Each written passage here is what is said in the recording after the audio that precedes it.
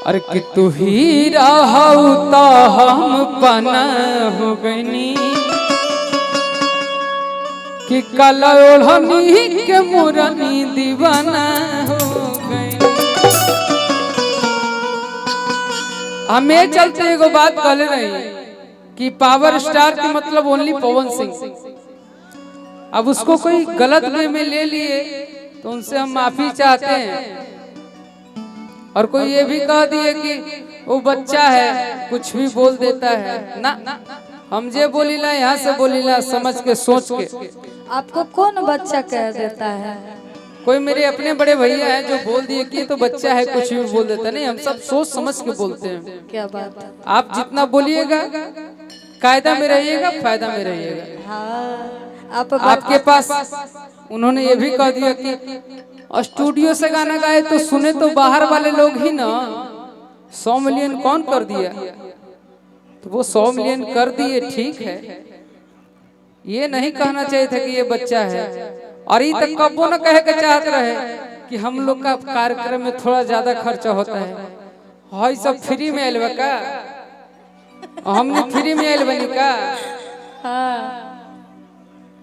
ये सब बात मत करिए, तू अपन घरे कार्यक्रम करिए। अच्छा ये बताइए, प्रोफेशनली रूप में कबो कोनो कलाकार बोले तब फोन पे पर अकाउंट पर पैसा भेजत भेजत हालत खराब हो जाई।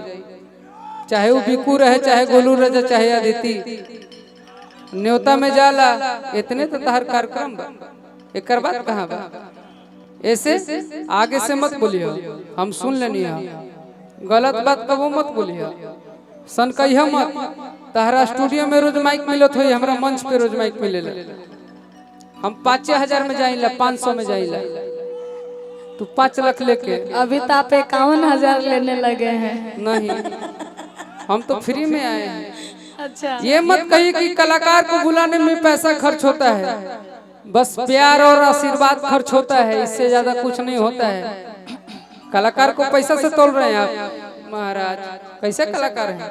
हारमोनियम पकड़ के गाइएगा साथे कि कल ओढ़नी के मोरनी दीवानी, कल ओढ़नी के मोरनी दीवाना हो गए।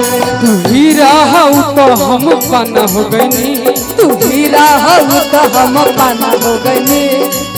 हम हमेशा मंच पे आप ही का गाना गाते हैं कि मेरे मगध के शान है तो क्यों नहीं गाए। मेरे बड़े भैया हैं उनका गाना गाएंगे, लेकिन जब बड़े भैया भटक जाएंगे तो छोटे भाई तो धासिए देंगे ना। तू ही रहू तो हम पाना हो गईनी, कल ओढ़नी के मोरनी दीवाना हो गई। तू ही रहू तो हम पाना हो गई, कल ओढ़नी के मोरनी दीवाना हो गए। लेकिन तू चोरा चोरा के गाना गावत रहता अपने आप के, तू बुझत रह के मघी के ही है। हमरो गाना गैले बड़ा एगो गाना रहे मेजर में, उनका मेजर माइनर समझे में ना बत होई कि का होला। अरे कि तसे हुए कलर लाल लगता बेगाल रे, कि देखी के धन मन होता बेहाल रे, कि देखी सुघराई का दिल लोरिया। अच्छा, ये हम गाना गाए थे, मेरे बड़े भैया एक हैं वो भी गा दिए थे, आज तक नहीं कहने गए। हम भी किसी न किसी का गाना गाते हैं कभी न कभी, लेकिन कोई चोरी का इल्जाम नहीं लगा सकता है। आप तो पूरा वही है। इसलिए आदमी कौन बोला है उसका गरिमा समझिए, अन्यथा मत बोलिए। नहीं तो आप स्टूडियो में गा सकते हैं, हम आपको पर डे ढा सकते हैं। याद रखिएगा कि देखी सुघराई का बेदिल लोरिया। ये हमार गाना है, सर्च कर लिया। 2-3 गो गाय गईले बा कि चुमा दे दो खर्चा पानी लेके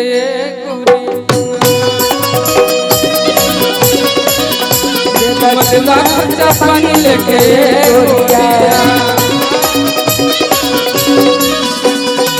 कलर लाल लगता बेगाल रे, कलर लाल लगता रे गाल रे, कलर लाल लगता बेगाल रे, कलर लाल लगता रे गाल रे। अरे देखी सुघराई का पे दिल लोरिया, देखी सुघराई बाबू दिल लोरिया। चुम्मा दे दो, चुम्मा दे दो, चुम्मा दे दो खर्चा पानी लेके, चुम्मा दे ला खर्चा पानी लेके एक गोरिया, चुम्मा दे ला खर्चा पानी लेके एक गोरिया। रे गोरे गोरे दहिया तोहर गोरे बाटे बदनिया रे, तोहर गोरे बाटे बदनिया रे। जा अरे जा जान मारे तोहर चढ़ल जवनिया रे, जा जान मारे तोहर चढ़ल जवनिया रे। दूसर के ना चुम्मा दे ला चुम्मा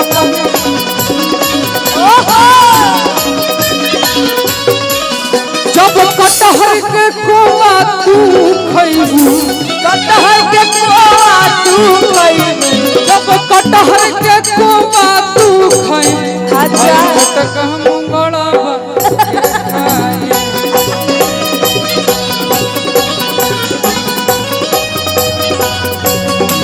तो चुम्मा दे दा खर्चा पानी लेके गोरिया, चुम्मा दे दा खर्चा पानी लेके गोरिया। उसमें हम भी कहें क्या कहे हैं?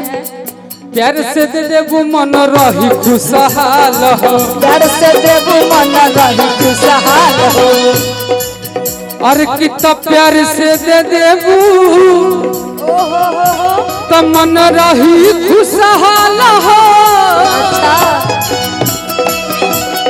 रही खुशहाल हो। पीछा बा पड़ल बिकू बिकी विशाल हो।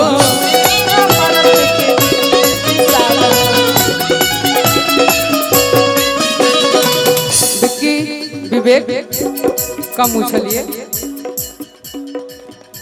और कितना देखी सुघराई गावे, और कितना गाल पकतील हमर कि लेके गइल दिल गोरिया। और कितना चुम्मा दे दो खर्चा पानी लेके ए गोरिया, दे दा चुम्मा पानी लेके